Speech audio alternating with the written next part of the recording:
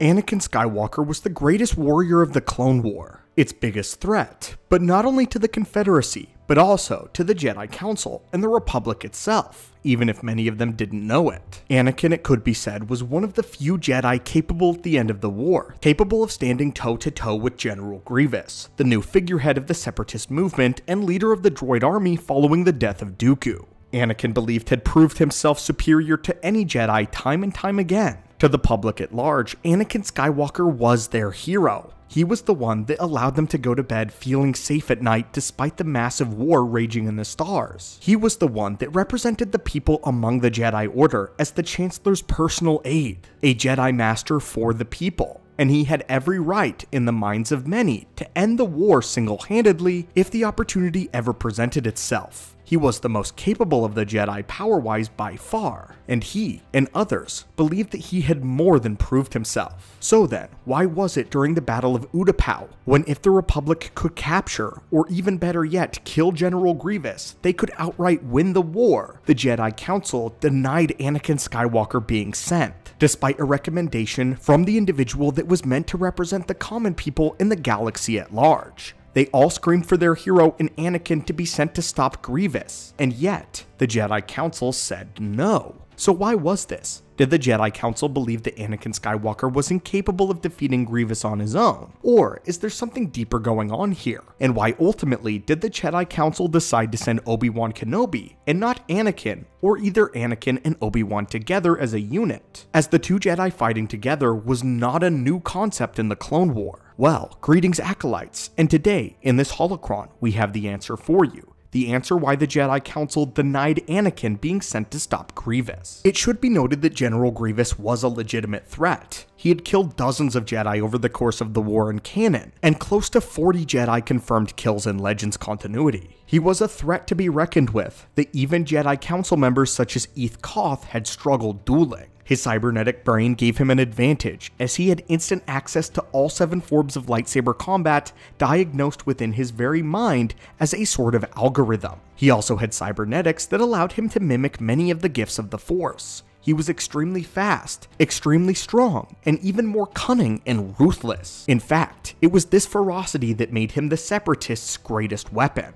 Dooku had made sure to turn the receptors in his brain of aggression up to 11, and it was this ferocity in a duel that allowed him to overcome many Jedi, instilling them with fear and disrupting their very connection. Grievous was in fact so dangerous that Palpatine had him under strict rules under Dooku that at no point during the war without his consent would Anakin Skywalker ever duel General Grievous. Palpatine was simply unsure how he could keep General Grievous on a leash, even if he gave the droid specific instructions not to kill Anakin. He believed the allure would be too great, that the general was simply too ferocious and aggressive, that if given the opportunity, he would strike down Anakin Skywalker without a second thought, despite the orders from his superiors. Even if the Chancellor believed that Palpatine far exceeded Grievous's power, he still believed that at that point, Grievous could get lucky. When the Clone Wars began, Anakin Skywalker was still a Jedi Padawan, and had not yet grown in power under the Clone War. This was early, and Palpatine was unsure exactly where his skill level lay. Therefore, he had to keep Grievous on a very short leash, ensuring that Anakin and Grievous not encounter each other face to face. By that same token though, Grievous had no leash whatsoever when it came to General Kenobi.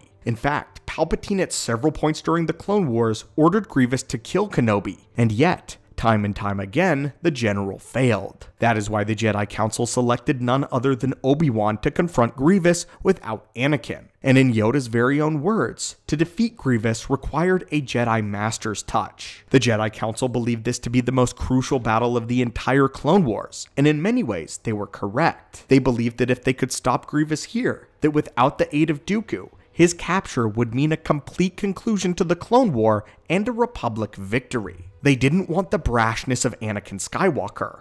But this isn't in all actuality the entirety of the reason why the Council denied Anakin going over Kenobi. The reason has more so to do with the game of chess occurring in the Republic itself. Palpatine is the one that recommended Anakin. Anakin, who had just been placed on the Jedi Council without their consent as the personal representative of the Chancellor, something that had never happened in galactic history and was a clear message to the Jedi. The Republic was in command of the Clone War, was in command of the Jedi Order itself, and the Chancellor could do anything he wanted in the Republic, and that included the Jedi. But the Jedi Council decided to send Obi-Wan Kenobi in order to spite the Chancellor. They had no question, nor should we, that Anakin would have been victorious over Grievous, and especially if the two Jedi Knights had gone together. Grievous would have simply stood no chance if they were given the go-ahead to stop the war then. Anakin on his own at this point would have stopped Grievous in both canon and likely in Legends continuity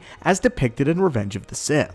But this wasn't about the battle and the war with Grievous. This was about the internal war of the Republic. Anakin had been the Chancellor's recommendation. But more than this, the Jedi need to assure that Anakin was on Coruscant. They believed that the end of the war would bring about the reveal of the Sith Lord through Palpatine. The critical mistake that the Jedi made, as we learn in the Revenge of the Sith novelization, is they believed the Sith Lord could not possibly be Chancellor Palpatine. However, they believed that Palpatine was a puppet, and that the Sith was a part of Palpatine's inner circle, manipulating him from the shadows, and that the second the war ended, and the Jedi demanded that Palpatine give up his emergency powers granted as the Supreme Chancellor, and he refused, that the Sith Lord would have no choice but to reveal themselves or have his entire empire, metaphorically speaking, crumble. They didn't possibly conceive that Palpatine could be the Sith Lord. They had watched him too closely. They had walked with him too often, but they did believe he was under the dark influence, and they believed that Anakin could then move on the Sith Lord and take him out if they needed to. They didn't believe that the one that had formed such a strong bond and connection to Palpatine in the Chancellor was the Sith Lord himself. The entirety of what would happen